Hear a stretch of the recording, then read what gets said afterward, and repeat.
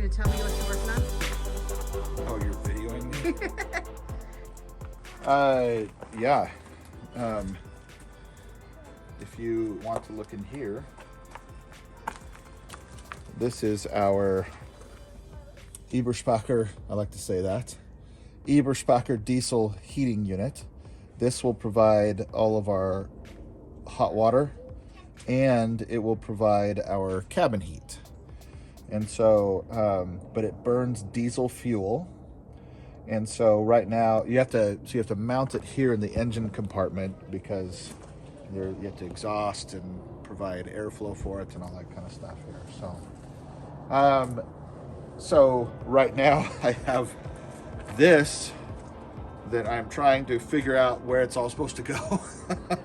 So I have my schematics here and I have my plugs, and I am puzzling it out. It is just one big giant puzzle.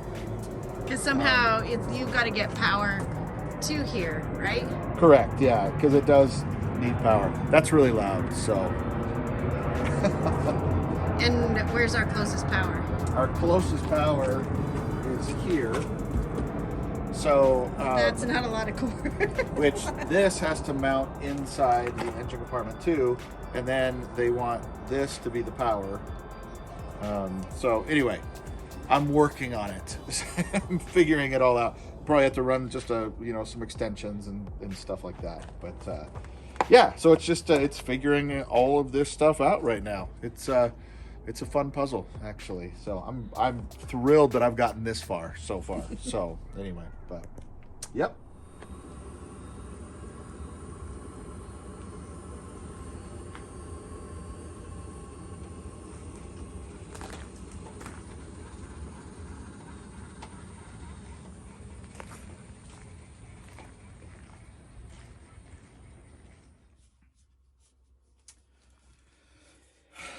I'm standing up on our deck right now, which isn't really made to stand on.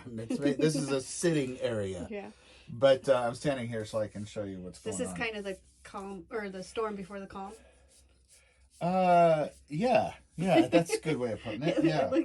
It's a mess in here. Yeah. But it's a mess for a reason. What are you working on? It is. I have everything torn apart because I just recently finished the electrical. Well, I say finished, but it's still, I still need to clean it up.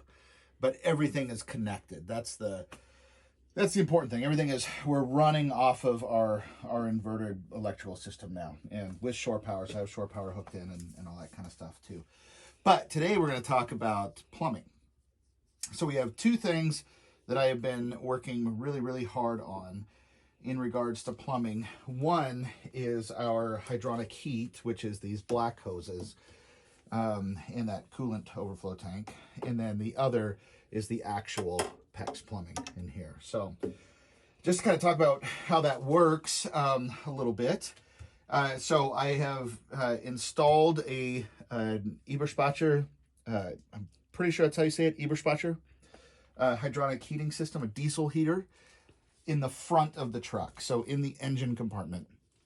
That was a hell of an install. So I had to run fuel lines to it, so tap into the fuel tank, drill holes to go down through and run, this hose up to it, and to and back. And so what we have is the hose coming from the engine compartment, from the diesel heater, up through the floor down here. You can kind of see that there's two different hoses coming up. One is the feed, and so this hose right here is where hot water is going to come through, and it first goes into our water heater. So this is a radiant water heater. Basically, it runs hot coolant through here, and then in a separate water line, it heats the water. So it runs the water line through there, so that the coolant and the water lines run right next to each other, and it heats up our hot water. So basically, it's on-demand hot water. As long as the diesel heater is working, we will have infinite hot water. Well, infinite, as much as in our 100-gallon tank here. So it then goes from there into this air heater. And so what happens, there's a blower here that blows across a radiator that has got coolant being pumped through. And as it blows across that heater, it heats the air up which then blows out into our, to heat up our space here. So, and then it returns back and goes back down and back to the unit, and so it just runs in a cycle all the time, and it's just being heated. And then our coolant tank is where I fill, or that's our reservoir, I fill with coolant, and it's what where I can monitor how much coolant is in there and that sort of thing. We have a little bit of an issue right now, a little bit of an issue, as in a big issue. I kind of want to check this one more time and kind of see what's going on, and it's done it again.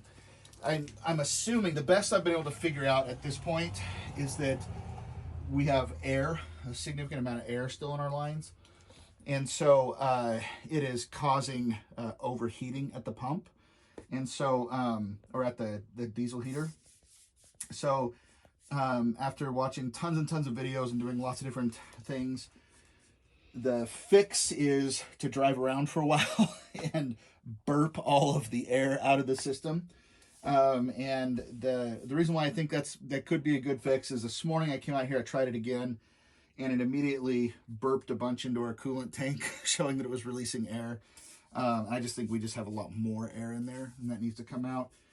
But I have the truck too torn apart to drive around right now, so I am trying to finish up some other projects so I can get it, you know, kind of put back together enough to where I can drive around and not have everything just fly everywhere. And hopefully that'll burp everything out. And our hydronic heating system will work. So we'll see. We'll see. But it has been it's been a fun project. It's had a lot of frustration. There's been a decent amount of swearing. but still, I basically have had fun with it for the most part. So basically, it's just like every other part of our project on this rig. Yeah. It was more of the same. Yes, I kind of enjoy it, but I swear a lot when I'm doing it.